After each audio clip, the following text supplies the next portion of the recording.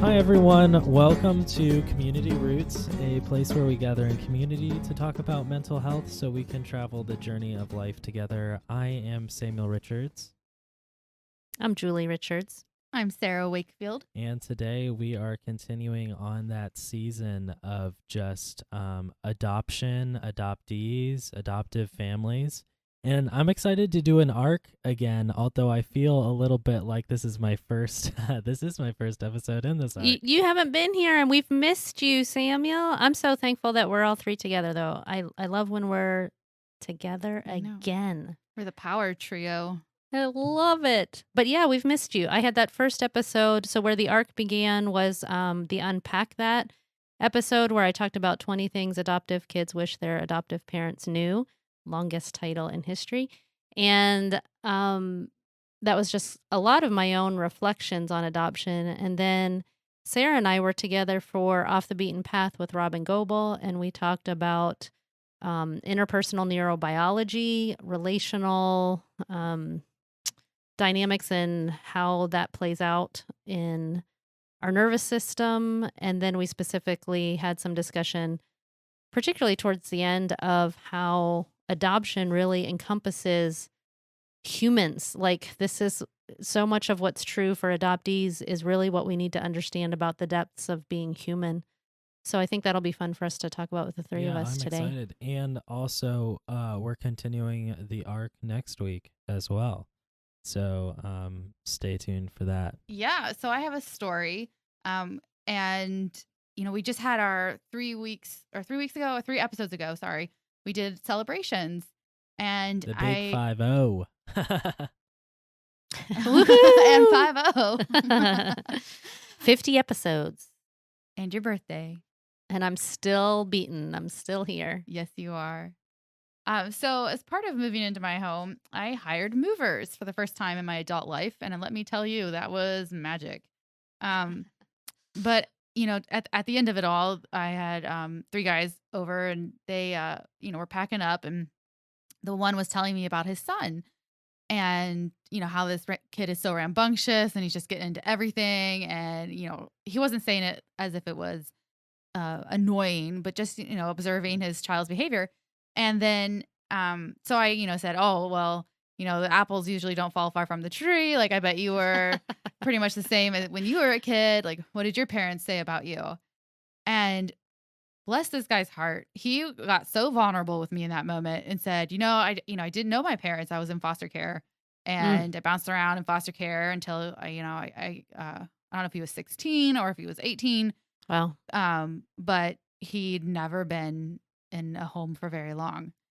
And in that moment, I hope my face, I'm really bad with expressions, but I really hope my face was very neutral, and I just blanked on what to do. And instead of thinking like, oh, you should talk to my friend Julie, or here's adoption resources, or not adoption resources, but have you ever talked to anyone about like what that impact was on your life?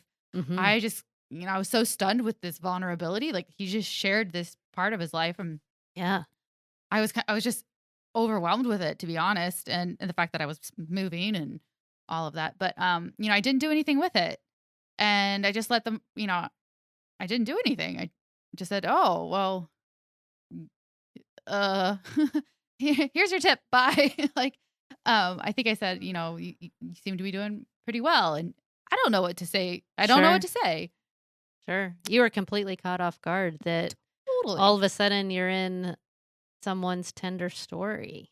And I mean, like, man, to say that he was raised in the foster system is deep. It is a lot and to vulnerable. It is a lot to hear. And you weren't expecting that kind of response. Mm-mm. And you're sitting there surrounded by boxes and trying to move in and thinking, what do I say now? Right. I was in the midst of saying goodbye to this person, and I felt so honored in that. I mean, truly, all the thoughts were happening at the same time. 1, I'm so honored this man is sharing this story with me. 2, oh my gosh, how do I react to this? 3, don't say the wrong thing. For sure. 4, yeah, like I just did all of this at once, and what do I do with that? And so anyway, so then they left, and 10 minutes later, 20 minutes later, I'm thinking, oh, I could have said this. Oh, I could have responded this way. And I can't tell you what those are now, but I was gonna ask, darn it, you can't tell us now well, because I no, it was was so just like, curious, like what came up for you, like because it is so hard in the moment.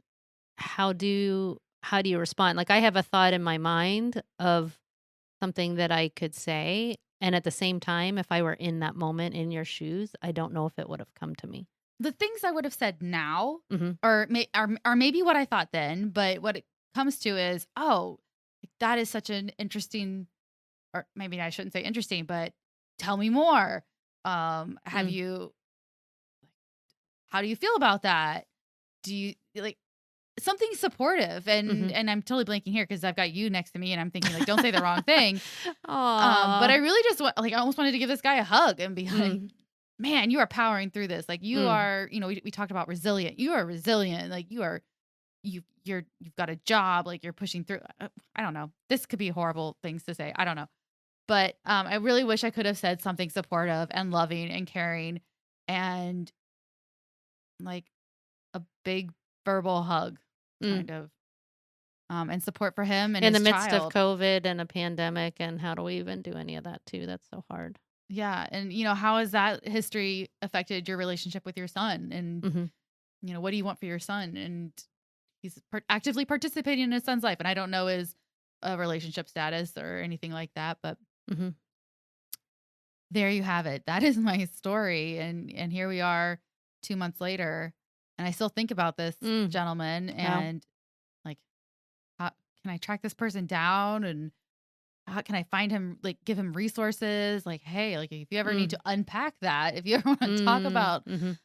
what that experience was for you, here's where you can turn." But, Mhm. you know, eh, that's where I am with this. I feel like I wanna tell him, like, I really appreciate that you're willing to tell me part of your story. Like, that's what comes to mind for me is just like, "Thank you for sharing part of your story with me." Mm, that's That so powerful and easy. Yeah, like acknowledging just the vulnerability of it.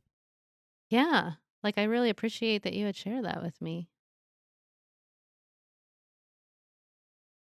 For our listeners, I am writing this down. Tattooing it on your Since you face. Just so. reminder, sticky Yeah. notes to bring with you along in case you're in the grocery line or something and all of a sudden you have opportunity to use it. But I think one thing that I've noticed with adoption is that it is very prevalent. Like there are a lot of people that are adopted or part of foster systems, and it could be any given day that you're running errands or having conversations, or a coworker or a friend or someone who touches the um, part of the triad, we kind of call it, as far as um, the adoptee, the birth parent, the adoptive parent. And I don't know how we make that triad also say foster child, because then that wouldn't be three.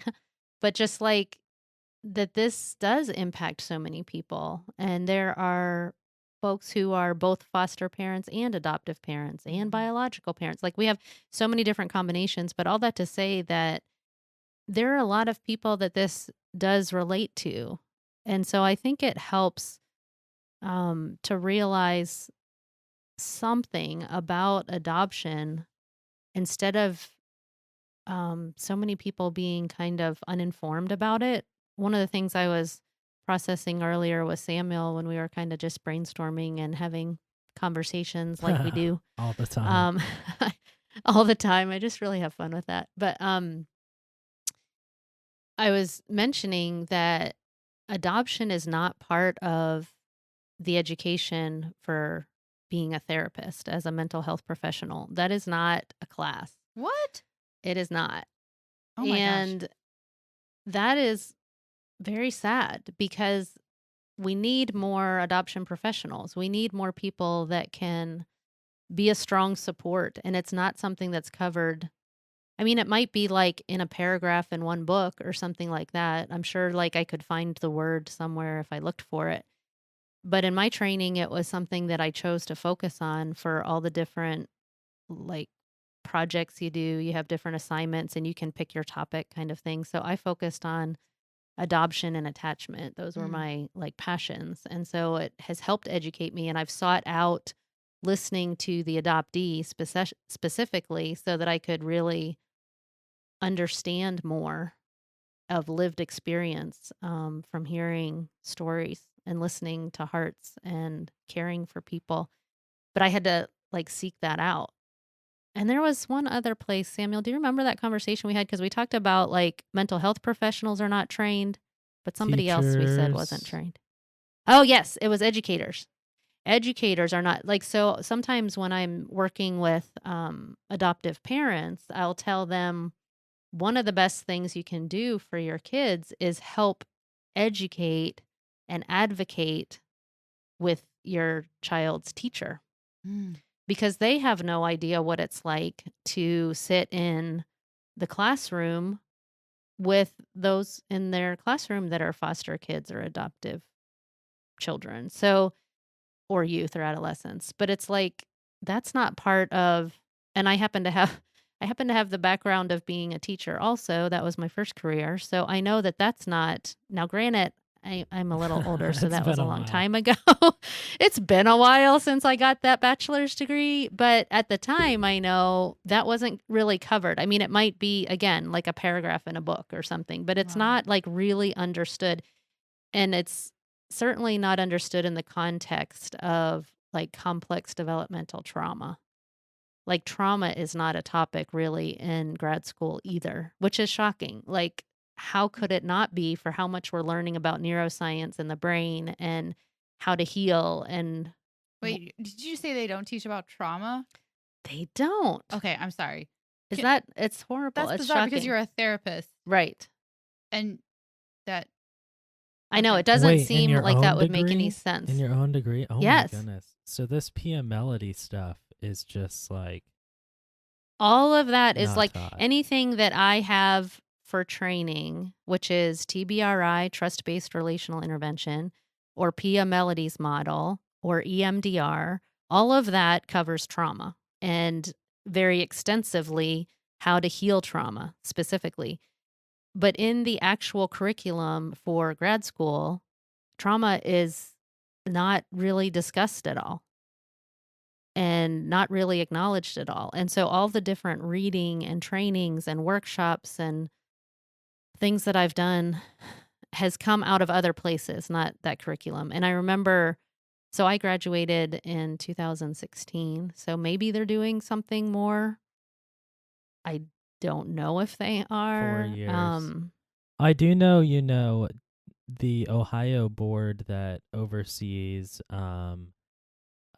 adoptive and foster care is using a trauma informed system, which is progress.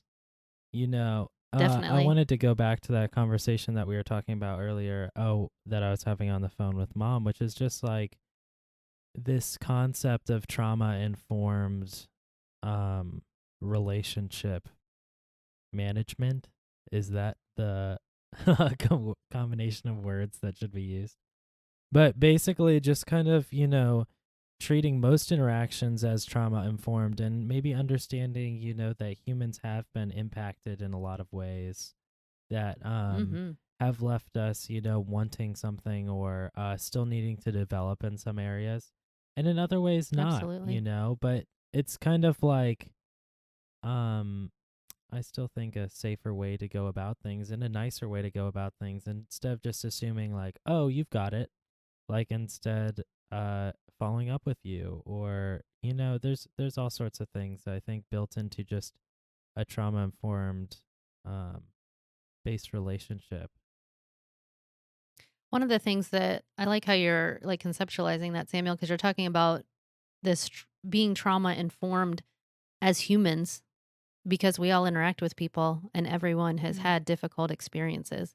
So, part of that being trauma informed as a human is understanding that things that we've talked about with trauma before, being like everyone has their own unique experience.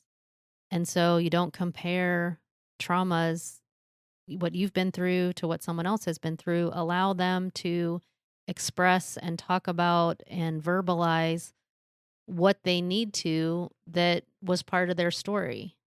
And so much of what allows a person to do that, to share that, is what we call felt safety, which we've mentioned before in an episode as well. The idea of having safe relationships, of where I can be seen and heard and understood and cared for and validated and welcomed and wanted. All of those dynamics are attachment dynamics and require that we have a safe environment for that. Meaning that I don't have to um, fear invalidation or being Mm. dismissed or being cut off or inconsistency or and when there are ruptures, when there are things that don't go the way that you want them to, whether it's conversations or interactions or something that's unresolved, that we always focus on repair, repair, repair, repair. That we can talk about hard things and we can work through hard things and we're in this together. You're not alone. Those are all so foundational and so important to help bring healing. Well, and Robin was saying in our last episode, safe attachments help us become ourselves and understand or develop our sense of self. And she also said, um, oh, the brain develops inside relationships, Hmm. inside those safe attachments, so that repair, repair, repair, that safe attachment, you're repairing the whatever if you have those ruptures, but you're also developing yourself. You're essentially recovering is it from trauma. Are you? That's kind of my takeaway It's from. almost, yeah, it's almost like you're being able to hold space with someone, that it's safe for you to feel what you feel and be who you are and be with me here now, instead of feeling completely triggered, where we kind of flip our lid, we've talked about, where we're taken to a different place emotionally, like we're in fear or terror of something that happened before. It's it's helping someone feel kind of co-regulated with and safe enough that they can be more present here now. And they don't feel a sense of like fight or flight. They don't feel like completely shutting down or that they have to go away, but they can be heard and seen and wanted and welcomed, all those things that I mentioned before. But basically, what I'm referring to there is the nervous system, because the nervous system is reacting in ways that our brain wants to keep us safe. Our Mm. central nervous system is designed for safety and survival. And so it will go into kind of autopilot on, if I need to be safe and I'm not right now, I'm either going to freeze, fight, or flight. And so it's good to be able to have safe relationships that allow me to know that I'm okay here now and that I can show up as my authentic self and be who I am and that that's okay and that that's wanted. Like that allows that brain development that you were talking about, Sarah. That's what allows us to develop and grow, is because we feel mirrored and understood, and as someone mirrors back to us what they see in us, our authentic self, then we start to understand who we are, because there's someone there to show it to us and to walk with us, so we're not alone and we're not in complete overwhelm. Yeah, I'm going to transition this into one of my favorite parts that is only one part of this story, as we've talked about before. But the optimist in me loves the just like strength based narrative that comes up once you have safe relationships. And once you have, what I feel sometimes is, even though I'm uncomfortable sometimes, or I know where my traumas are, or just like where my triggers are, just, I don't do very well whenever sound is just like there's just a lot of sound. And so just understanding that and being able to brace for that, or just saying like in some politically charged conversations, I also like find hard.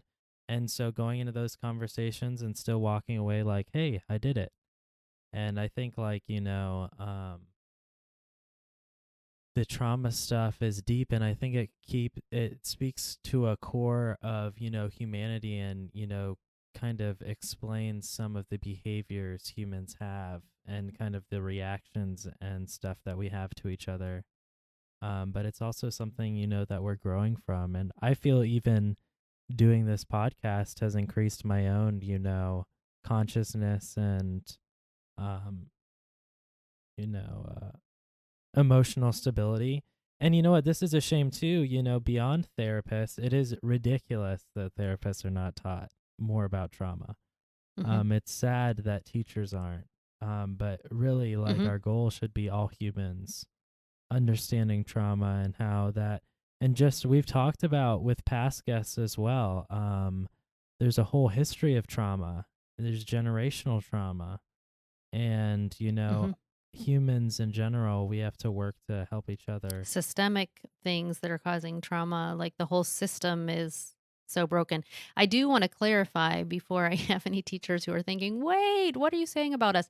I do think that there are good schools who, in their continuing education or in their workshops or days of training, whenever they have speakers come in or things like that, I do think that there are schools that are working to give teachers a better support in understanding trauma. That is happening. I am hearing of that. What I was referring to is the curriculum in the degree itself. I haven't seen that. Like, and so often, and you can't really assume, I mean, as we're talking specifically about adoption, you really can't assume that the teacher connects and understands that even if they have been trauma informed by workshops or books that they've read or trainings that they've attended, they don't automatically understand that adoption has at its foundation and core loss. And loss and grief are things that are very traumatizing that need to be validated and acknowledged and worked through. It's not to say that you can't heal and recover and be resilient and have incredible strengths, because I do think that people who have been through complex developmental trauma on any level, on any kind of neglect or abuse or anything, I think all of that can serve you really well to have actually strengths that other people don't have because they haven't gone through the hard things that you maybe have gone through. And so it can be amazing. Like, these are the strongest people ever. They're the superheroes, the magic superpowers that they have are amazing. However, it also takes support to be able to get there. Like, we're not made in a vacuum where we can just heal or feel understood or work through to resolve things if we're trying to do it by ourselves. Or what people tend to do a lot of is kind of stuff it or avoid it Mm. or medicate it or deny it or Tough push it it out. off. Or some people just get tough it out, pull yourself up by your bootstraps. You're fine, get over it, throw some dirt, some dirt in it or whatever. But, I've got in my caseload over the years of doing therapy, not even just currently, but years prior to now as well, where I've had people in their 30s, 40s, 50s working on adoption trauma because they're just now starting to realize it, or some that have been working for more than a decade on it. And I really encourage people, like, that's a good thing to keep pursuing growth and healing and learning and untangling and resolving. Like, that's a good thing. I want to be a strong support for people willing to do that. It doesn't mean it's a negative. It's not a bad thing that they're doing that work. That's an awesome thing that they're getting strong support. So you're saying it shouldn't be a downer. If you hear of someone who's been in therapy for 10 years plus, that's great. They are continuing to put effort into that. They are continuing to work on their own healing story and so forth. Because I know it can be a little daunting sometimes to hear, oh, Sarah's been in therapy for I don't know how many years now, and like, it must not work. Yeah, I think that's so important to say because, when someone is in counseling for years, and I'll include myself in that. Before I ever came to this career, I did a lot of hard work as the client, and I continue to heal and learn about myself and keep processing and have people who are strong supports to me in the midst of that, and mentors and people that have had a huge influence in my life. Like, just because you're taking years to do that, to me, you're not the same person as when you started. Mm. You are not just like not thriving or accomplishing anything, although it's not really about accomplishing so much as it is becoming and developing and like all those layers. Understanding. What did you say, Samuel? Mm-hmm. Mm. I think too, like I had 31 years before I started therapy Mm-hmm. of compounding traumas at all age levels, like at all states. Mm-hmm. You know, Mm-hmm. infant, uh, elementary, whatever. You know, kindergartners, whatever, all through my life. And so I I'm going to give myself at least 31 years Mm-hmm. of therapy to say like and it's still continuing. Like we experience things every day that Mm-hmm. compound it or trigger us, and it's just it's I see it as more data for me. Oh, that triggered me. I need to work on, I want to address that. I want I to love that. I'm curious as to like why did that happen? Mm-hmm.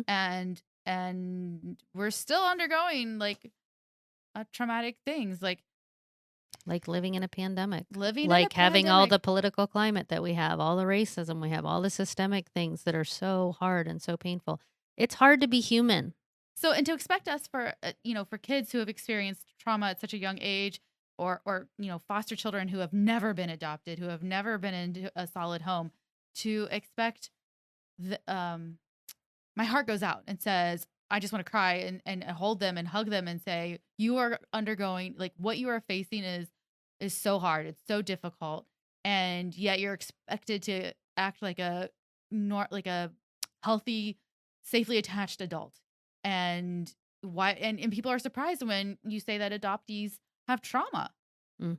And I don't know, maybe I'm just going off on a tangent here, but it's surprising when I say myself, I grew up in a safe household, yet I am still in therapy. Not everything was safe, but it certainly wasn't a bad situation.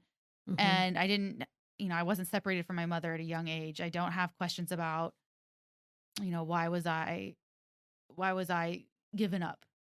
And why do I have a gotcha day? And that sort of thing. It just amazes me that kind of going back to this whole trauma thing of not being taught in your grad school, like how do we expect to reach people who are experiencing that great depth um, of need without understanding how that trauma affects them? And that it's okay that it takes time. It's okay that some things are confusing and tangled. Mm. It's hard to go through that. That hurts to go through that.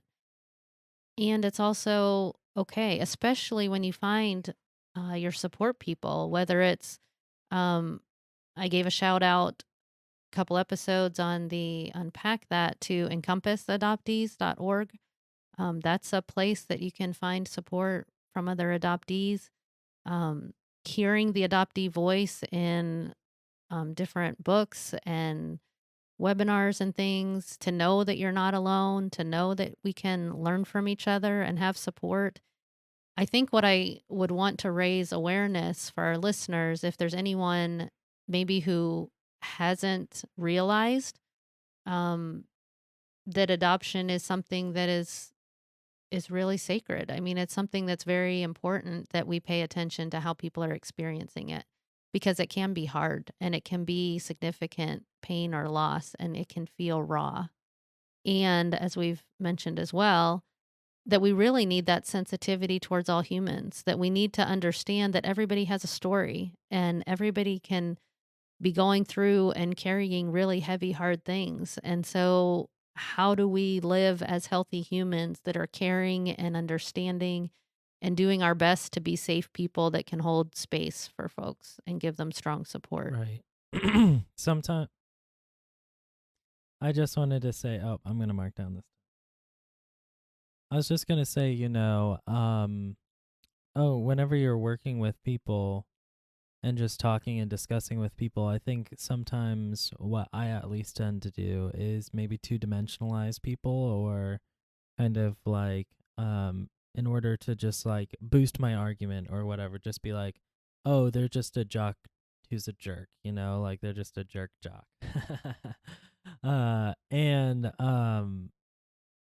even though that they really are, years of experience and like lived memories and successes and traumas and all that, and having that mindset going into that conversation is way more helpful than having like a mindset that just kind of ignores that or doesn't acknowledge that.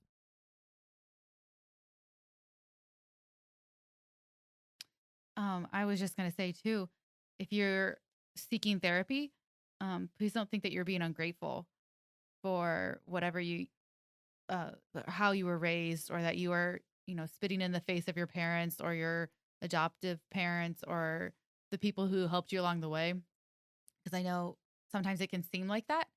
Um, I think about my own story, and I wonder too. Like, I want to make sure that even though I had a healthy family, I am still allowed to have experienced trauma, Hmm. and it's not being ungrateful. So if you're an adult and you're thinking, well, my life was fine. I really don't have anything to go to therapy for, or, I'm an adoptee, and well, this doesn't reach me. I had great parents and I had a loving family.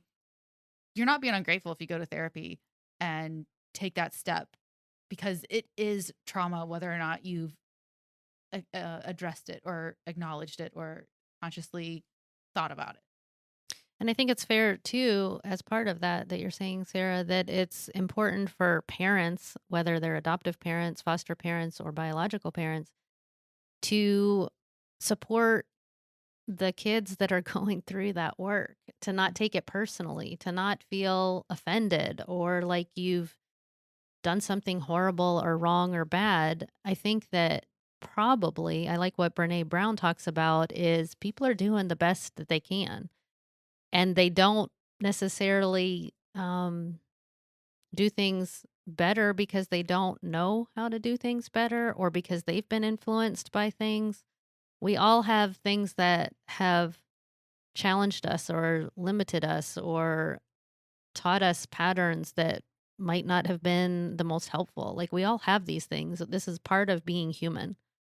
And so if we can acknowledge that, I am wanting to do the best I can as a mom, and my kids probably have a whole host of things they can work through with their therapists because of things that they've gone through, that I might be a part of that. And that is awful to consider as a parent. However, I think what is more important is that we acknowledge the reality that people have pain and need to be able to talk about their experiences and their stories. And that doesn't mean that I need to be offended by that or taken back by that.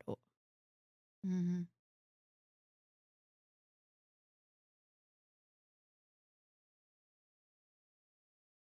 Like, I would so much rather have someone be able to feel heard and understood and resolve things and be able to work through that. Like, what a gift. Like, so that you can be fully alive and you can be present and having healthier relationships. Like, live your best life. Don't be held back by um, feeling afraid of what someone else would think if you're in counseling or if you're doing your own work through recovery groups or books that you're reading or journaling or things that you're doing to take care of yourself. Like, live your best life so that you can heal and grow and develop and catch up where things had some holes from the past. Yeah, I feel like most of our It res- episodes could have a little smash the stigma hashtag on each one of For sure. those. oh, I like that.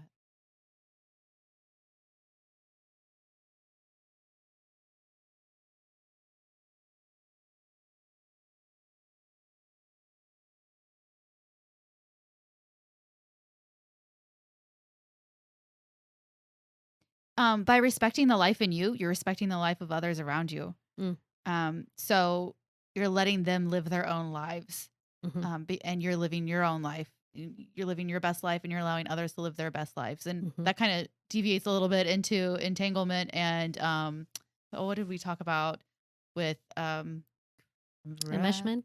codependency. Yes, Hmm codependency.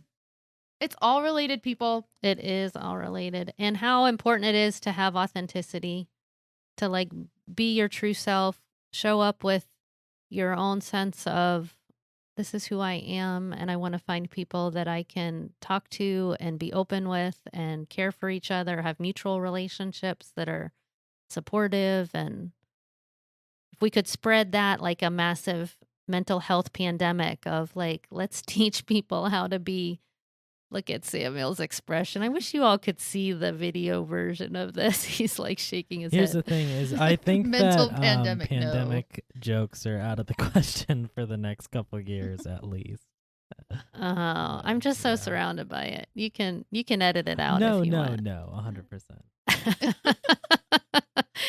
I just think what a great thing to have people learning and exposed to, and having that be like that. I think that is, it goes back to that systemic change that we've Mm. been talking about. So You're just asking for systemic change in mental health. In the world. let's do that.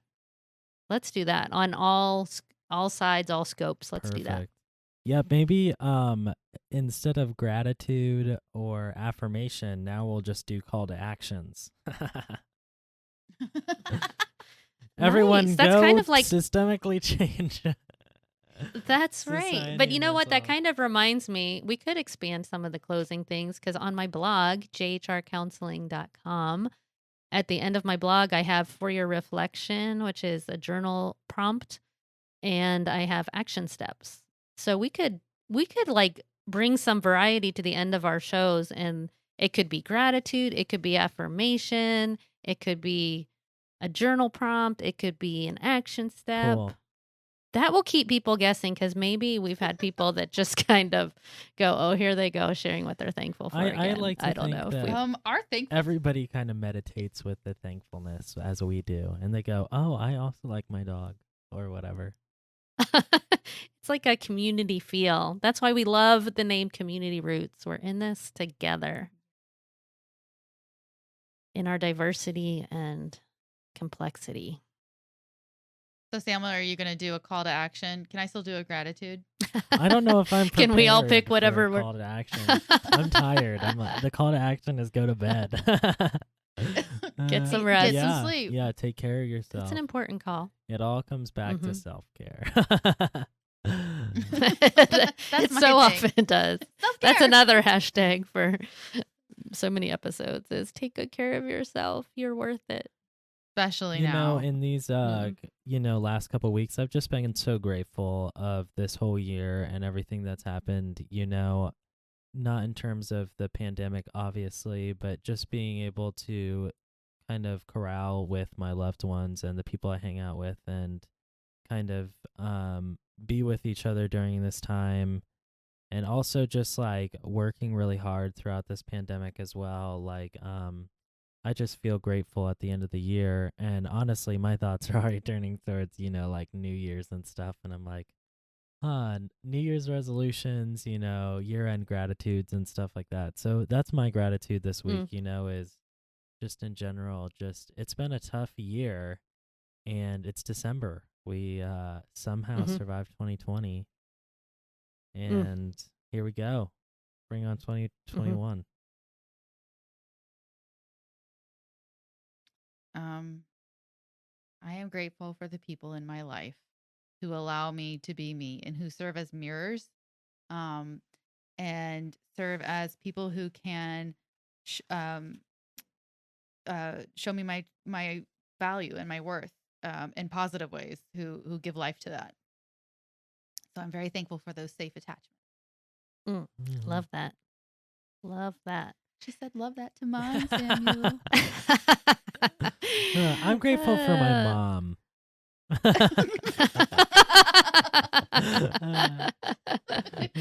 I'm grateful for laughter and for community and being together.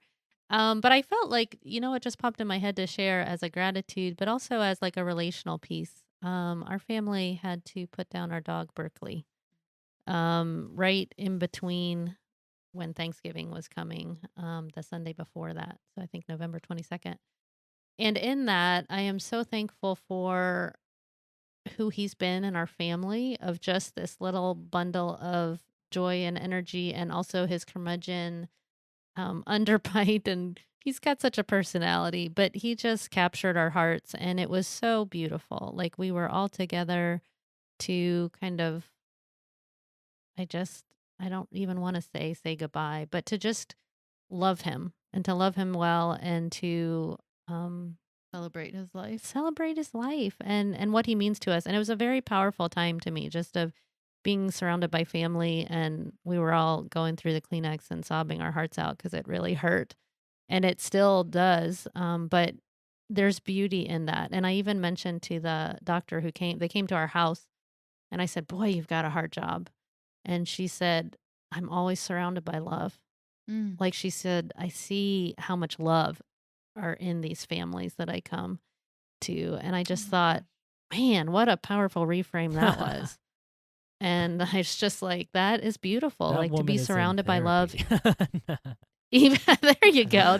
She's doing some great work in this world. And I loved that, seeing it that way, surrounded by love. And her final words over him was that he's at peace. And man, doesn't that all like have a great message for all of us, that even when we're in hard times, even when there's pain, that we could be surrounded by love, and we could find a place of peace and care and support for each other. Like, that's kind of just got a good message at the end of 2022. Yeah, and it's pretty cool. 2020 and also, as opposed to Yeah. 2022. That sounds like a whole nother couple years away. Please That let's just not means we can be in a re-air this pandemic. episode in 2022. Everyone will think, wait, did she just say 2022? Wow, I must have slept a long time or hibernated for a couple winters or something. But I do think it is no, I cool meant- that I meant all three also. of us were around each other before we adopted Berkeley. We were all there in that moment.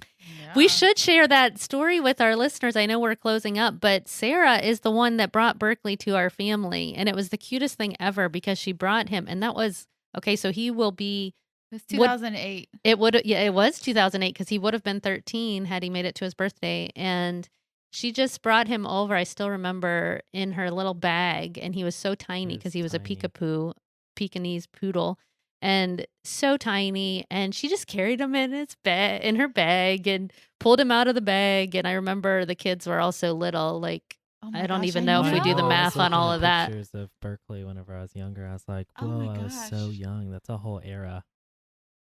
It is like the Lily and Berkeley era. And then for Sarah to be the one that brought him to our family, and to have this Yeah. like memory now Aw. together, that's a cool thing. Just a milestone for us Crazy. to kind of just verbalize together. I just feel so much gratitude for that. And now the whole world shares in our little share moment there.